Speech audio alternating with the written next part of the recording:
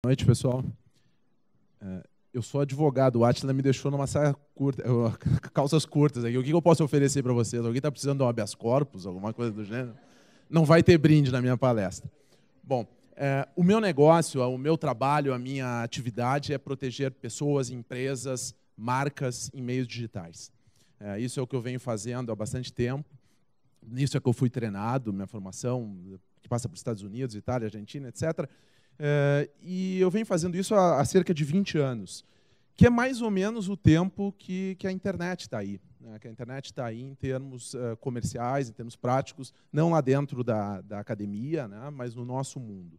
E a internet vem mudando desde então, e junto com ela, os problemas relacionados à proteção de marcas, à proteção de pessoas, à proteção de negócios nesses meios. A gente não era tão dependente da internet assim, certamente, há 10 anos atrás.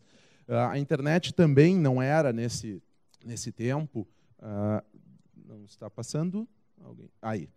Os nossos negócios também não estavam tão relacionados aos meios digitais como estão hoje. O nosso retorno que a gente tirava dali certamente era muito menor. Os temas polêmicos que a gente vê hoje, eles certamente não estavam tão presentes, e isso foi trazendo novos desafios para as empresas de como se posicionar, mas também para nós, do jurídico, o advogado, tão odiado advogado, em como tomar medidas quando os problemas acontecem. Ou, principalmente, como fazer para que os problemas aconteçam em menor número. Eu não vou dizer para que eles não aconteçam, mas para que eles aconteçam em menor número. A gente, mais recentemente, começou a perceber que, no meio digital, não tem só coisas boas, existem algumas armadilhas, existem alguns riscos, existem polêmicas. E o meu desafio hoje é tentar exemplificar um pouquinho do que está acontecendo e de como as melhores práticas têm trazido resultado para algumas empresas que eu atendo. Um primeiro tipo de problema muito frequente, os americanos chamam de impersonation. Impersonation nada mais é do que alguém se passar por uma outra pessoa, por quem não é. Normalmente a gente pensa que esse tipo de problema, de perfil fake, por exemplo, afeta só personalidades. Vai afetar aqui o Denilson, que vai falar logo em seguida, o Felipe Andreoli, mas, na verdade, isso é um problema para as empresas, para os nossos negócios, e eu tenho certeza para os negócios de vocês também. Isso eu posso exemplificar com um caso que a gente atendeu há pouco tempo, de um grande banco, onde, através de um perfil falso de uma gerente aqui em São Paulo e um perfil falso no Facebook, que rapidamente foi criando relações e foi tendo um número grande de amigos, uma série de fraudes foram sendo cometidas. Por exemplo, a pessoa oferecia que quitaria empréstimos com um valor, um juro muito abaixo do que o banco costumava fazer. As pessoas pagavam, evidentemente, o dinheiro não entrava no banco, entrava na conta do fraudador que criou esse perfil.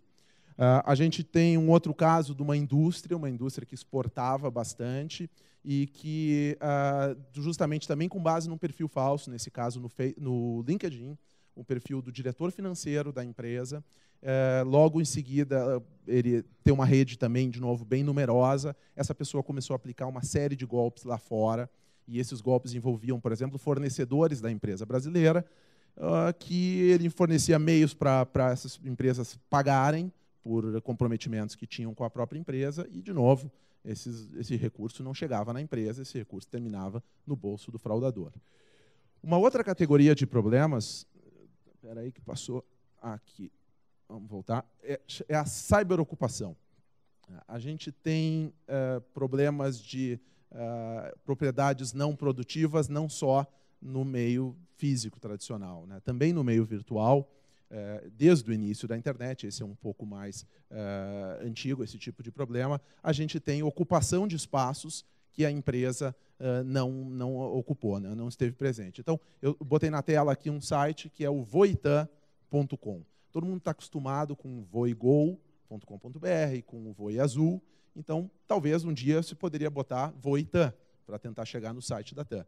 Evidentemente, esse não é o site da TAM, esse é um site fraudulento, que está no ar, se vocês quiserem conferir, onde constam anúncios, e anúncios, inclusive, de negócios concorrentes da TAM. Quem fez esse anúncio, possivelmente, nem sabe que o anúncio está caindo aí. Mas tem anúncio de Gol, tem anúncio de Azul, tem anúncio de outras empresas que, pelo recurso de publicidade, por links patrocinados, acabou caindo nessa página, que é de uma pessoa que está lucrando, então, com essa marca. Bom, aí vocês vão me dizer, bom, mas TAM nem existe mais, agora é Latam. Bom, já tem também o Latam.com. E o indivíduo que criou, é muito criativo, porque ele botou uma justificativa na página de abertura, onde ele diz, esse site é legítimo, porque em breve aqui vai ter a história do vô eu Latam. Eu Latam. Vô o pai, seria na tradução de algum idioma que eu não identifiquei. Por que esse indivíduo botou isso? Que é para tentar manter o domínio, mostrar uma cara de boa fé e amanhã ou depois tentar vender para a própria Latam ou até para um concorrente ou para algum uso de má fé. Esse tipo de fraude é muito frequente hoje em dia e é muito agravado ainda por um contexto que é recente, de que até pouco tempo a gente só tinha 20 terminações de nome de domínio, .com, .net, .org, essas que a gente conhece. Mas desde o ano passado, não sei se vocês têm ciência disso, tem um sem número de novos contextos. Então, aqui tem alguns exemplos na tela, .shop, .international, .online.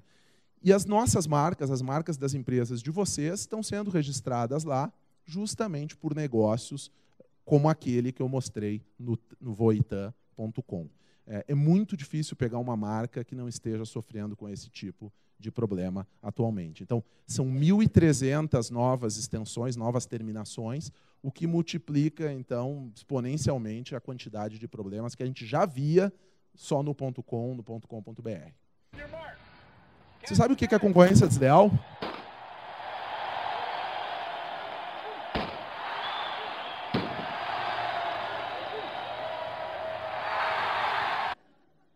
Concorrência desleal não é só isso, né? Não é só esse é o filme O Ditador, né, do Borat, aquele, né, esse cara é sensacional.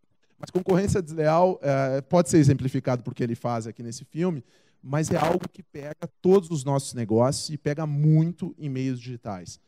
Por quê? Porque hoje em dia a informação, e já faz algum tempo, né, ela é basicamente digital. E em ela sendo digital, a gente consegue guardar grandes volumes em pequenos dispositivos, como um pendrive, e mais do que isso, a gente consegue fazer circular essa informação com muita facilidade. Então, a gente tem visto casos frequentes, por exemplo, de vazamento de dados da empresa para concorrentes, ou de funcionários que saem de uma empresa para abrir uma empresa no mesmo segmento. E fazem isso por quê? Fazem isso porque, hoje em dia, está disponível, todo o ativo da empresa ele fica disponível em meios digitais e ele é facilmente reproduzível. Eu posso mencionar como exemplo um caso que a gente está trabalhando agora, de uma empresa de software, uma importante empresa de software, onde um grupo de funcionários se desligou da empresa e, logo em seguida, abriu um negócio diretamente concorrente, com um software para o mesmo segmento, e isso em um espaço de tempo muito curto. Se alguém aqui é do segmento software, sabe o tempo que leva para fazer um grande software, um ERP, ou um software de qualquer segmento, né? Evidentemente, essa empresa nova está explorando os ativos, a propriedade que era da empresa anterior. Um outro exemplo é uma empresa de headhunter, também aqui de São Paulo, que eram 2 sócios. Um belo dia, um sócio desapareceu. O outro sócio ficou preocupado, ligou, telefonava, não atendia no celular, não encontrava em lugar nenhum o sócio desaparecido. Ele foi se reencontrar com o sócio esse ausente uma semana depois, através de um anúncio na Folha do novo negócio do seu ex-sócio. Mesma estrutura, quer dizer, outro segmento, né? A gente não tem software, mas uma empresa de consultoria onde bases de dados, tudo foi levado para o outro negócio. Então, é uma situação muito frequente. Privacidade, não preciso nem dizer, né? Todo mundo sabe que hoje privacidade é um tema mais do que sensível para nós todos aqui. Nós todos estamos expostos. Mais ainda em termos empresariais, né? Não só os dados das empresas estão expostos, mas os dados dos nossos clientes, que naturalmente, a gente administra esses dados. Em alguns segmentos, isso é ainda mais sensível. Eu não sei se vocês conhecem essa empresa, alguém aqui conhece, sempre não precisa levantar a mão, mas eu já vi alguns rostos. essa empresa é uma empresa de relacionamentos extraconjugais. Então, é uma empresa que depende muito do sigilo. E esse era o mantra da empresa. Dizia, a gente oferece meios para você conhecer, você que é casado ou casada, conhecer outras pessoas, e a gente garante sigilo total e absoluto. O que aconteceu? Essa é a capa da revista Wired, uma revista de tecnologia americana, noticiando que, naquele dia, hackers estavam publicando a lista de todos os usuários desse site.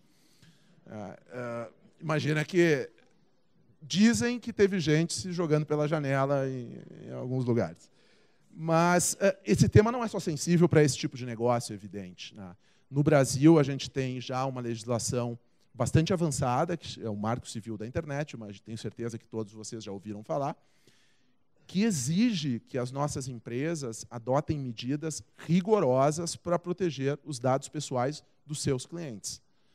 Exige que a gente tenha autorização para usar esses dados. Exige que a gente tenha políticas que permitam e que descrevam para os usuários o que a gente vai fazer com o dado dele. Sob pena do quê? Vocês devem lembrar das decisões do WhatsApp, onde o WhatsApp já foi tirado do ar 2 ou 3 vezes, com base nessa legislação. Também há a possibilidade de aplicação de multas de até 10% do faturamento bruto do negócio. Isso quebra qualquer empresa. E é uma realidade nova. O Marco Civil tem 2 anos e poucas empresas realmente já se adaptaram a essa nova realidade. Outra categoria, campanhas frustradas. Quem nunca?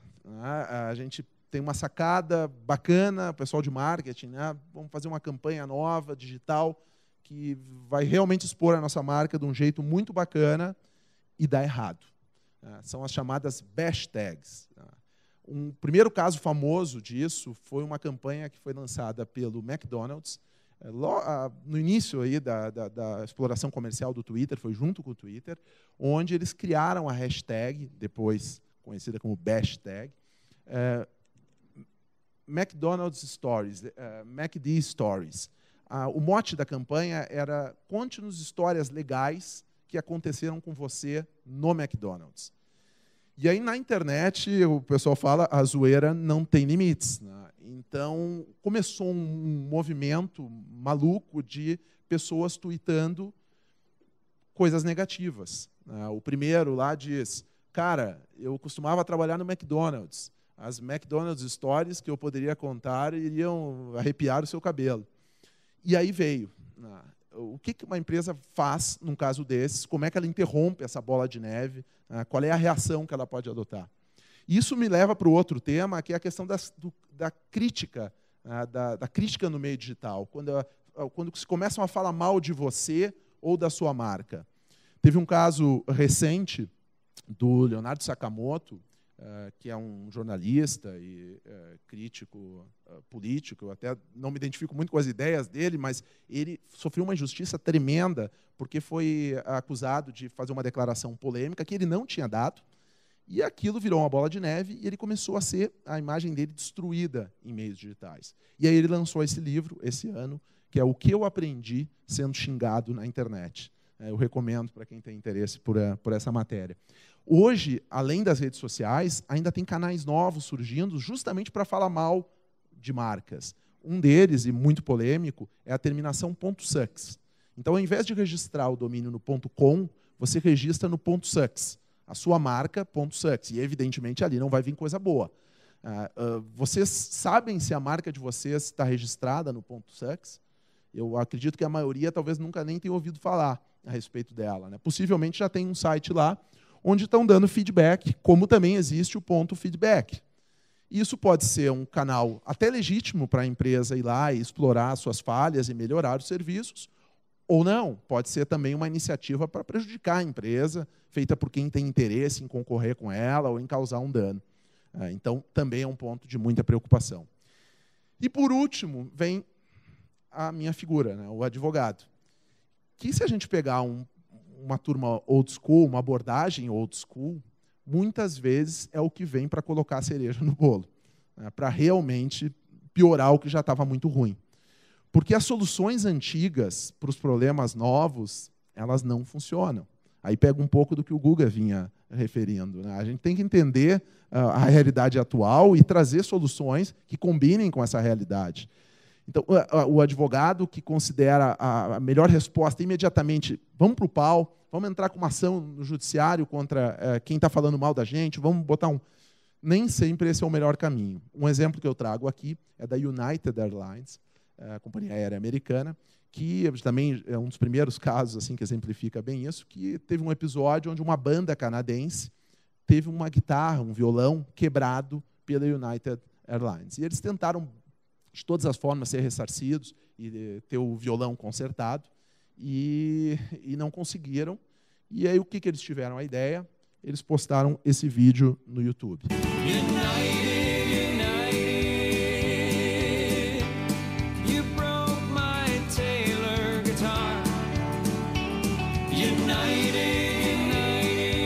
A música é pegajosa ainda, não?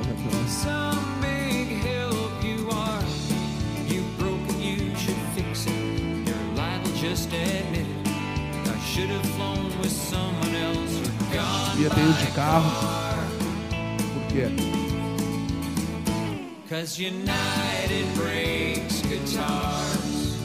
Esse vídeo teve milhões de views. Foi um fenômeno nos Estados Unidos. E, bom, agora então a United tem que tomar alguma medida, né?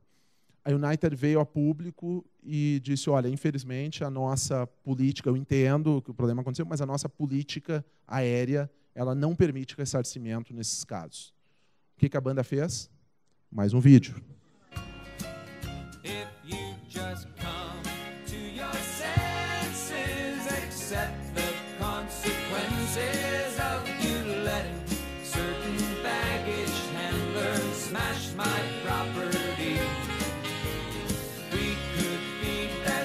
Poderíamos ter sido melhores amigos, mas a nossa amizade foi quebrada.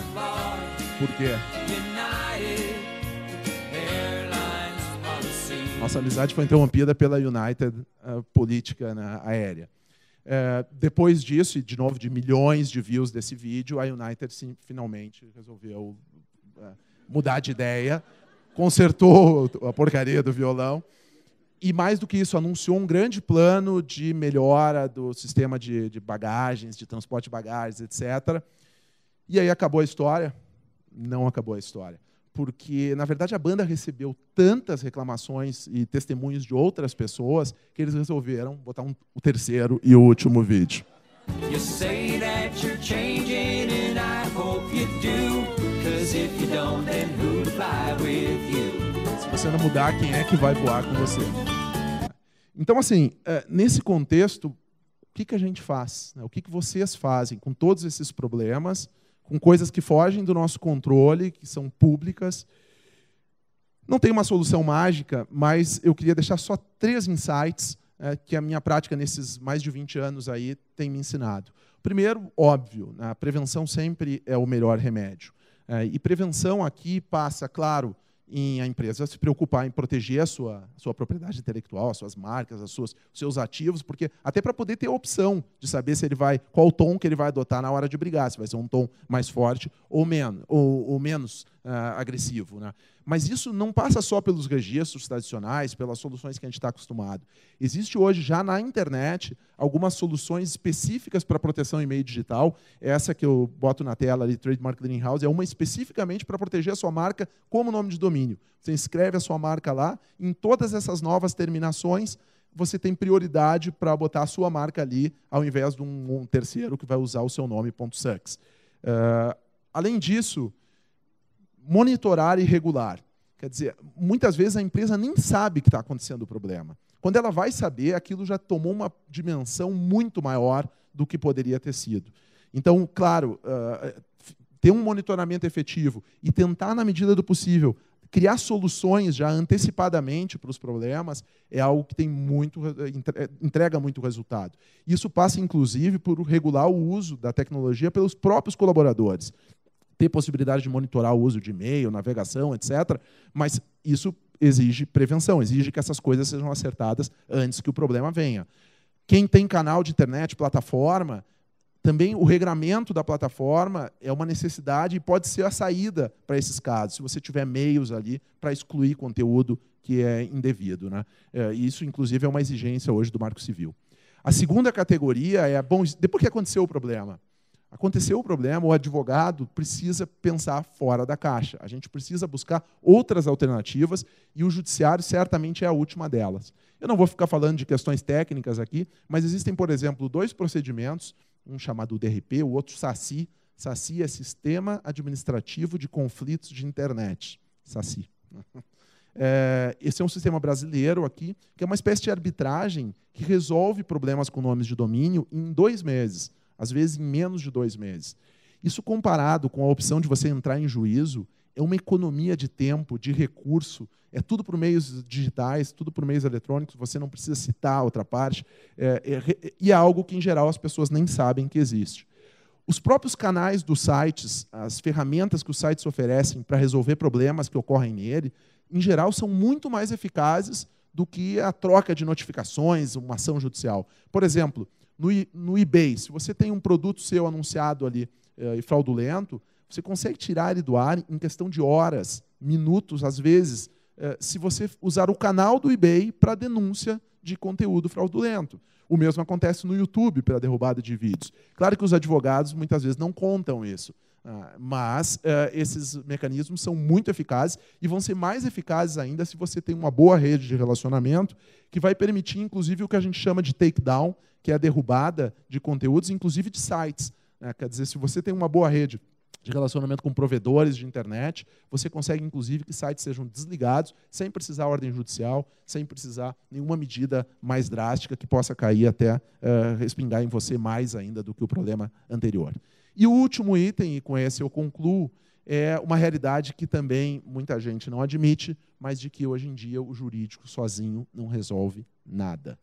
A gente precisa caminhar junto com outros profissionais, a gente precisa entender a realidade que é multidisciplinar, que é interdisciplinar, e exemplo disso, uma turma que a gente precisa chamar toda hora é a turma da TI. Se a fraude ocorre em meios digitais, se a fraude ocorre com o uso da tecnologia, para você combater eficazmente, você tem que ter do seu lado mecanismos tecnológicos para achar a fraude e depois para tirar ela do ar.